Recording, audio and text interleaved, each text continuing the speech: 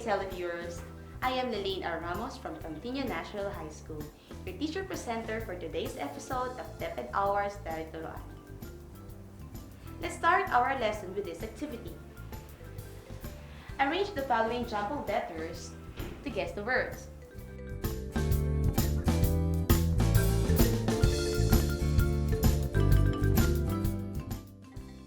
Here are the correct answers.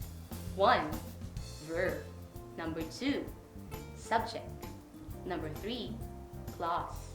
Number 4. Dependent. Number 5. Independent. This time, using the answers from the previous activity, try to identify what is being described. A state of being capable to stand alone. Correct. Independent. A state of being not capable to stand alone. Correct. Dependent. An expression including a subject and a predicate. That's right. Clause. A word that denotes an action and serves as a predicate of a sentence. Correct. Verb. The one that is being talked about in a sentence. That's right, it's the subject. Nice! That's a good start. Today, we're going to talk about clauses. What is a clause? A clause is a group of words consisting of subject and a verb. There are two kinds of clauses, dependent and independent clause. Independent clause is a clause that can stand on its own as a sentence. Dependent clause is a clause that cannot stand on its own. For example, in the sentence, the boy developed a stomach ache after eating too much junk foods. The boy developed a stomach ache is the independent clause. It has subject, the boy. It has a verb, developed. This clause can stand on its own. It has a complete thought. The clause after eating too much junk foods, it cannot stand on its own, for its thought is not complete. The example, the boy developed a stomach ache after eating too much junk food, can also be written this way. After eating too much junk food, the boy developed a stomach ache. Notice that the two clauses can be written interchangeably, but if the dependent clause is placed at the beginning of the sentence, a comma shall be placed after the dependent clause. To be able to recognize the dependent and independent clause in the sentence, a subordinating conjunction would serve as a clue. A subordinating conjunction is a word which joins together a dependent clause and independent clause. Subordinating conjunction is also called a dependent marker. It will lead us to find out or recognize the dependent clause in a sentence. The common dependent markers are although, after, as, when, while, until, before, because, if, since. This can be remembered through a mnemonic. Albuvis. In the sentence, I eat breakfast before going to school. The word before is the subordinating conjunction, which serves as a dependent marker. It leads to the dependent clause. Therefore, the entire dependent clause in this sentence is before going to school. And the remaining clause, I eat breakfast, is the independent clause.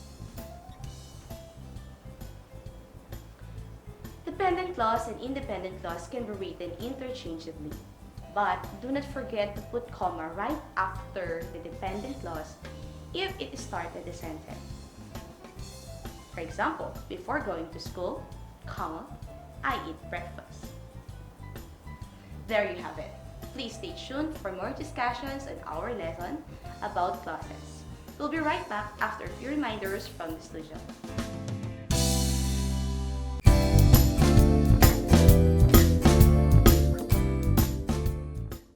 We're back. Let's have a short recap of what we have just studied. We have already figured out the characteristic of a clause. It has subject and a verb. We have also discussed already the two kinds of clauses, the dependent clause and independent clause. Great, you got it. We have also mentioned that the subordinating conjunction serves as dependent marker that leads to the dependent clause in the sentence. Example, we went home after class dismissal. After class dismissal, we went home. Take note of the comma if this dependent clause would be the start of the sentence. I hope that at this point, you already have a better understanding of our topic. Let's try this. Arrange the following group of words to form a sentence with dependent and independent clause. Identify the dependent and independent clause. Try it. The group of words are you can help me, you are here, since. It can be written as you can help me since you are here. The dependent clause is since you are here. The independent clause is you can help me. It can also be written this way. Since you are here, you can help me. The dependent clause, since you are here, you can help me, is the independent clause. Notice the comma after the dependent clause. Great job! Now it's your turn to work on the activity. Identify the underlined clause in the following sentences. Dependent clause or independent clause. Number 1. As the light dims, I will say goodbye. Number 2. Because I can't wait, I will start walking. Number 3. If the sky is cloudy, we will cancel our plans. Number 4. It was growing dark when she reached home. Number 5. She has a lot of books, although she doesn't read them. Here are the answers. Number 1.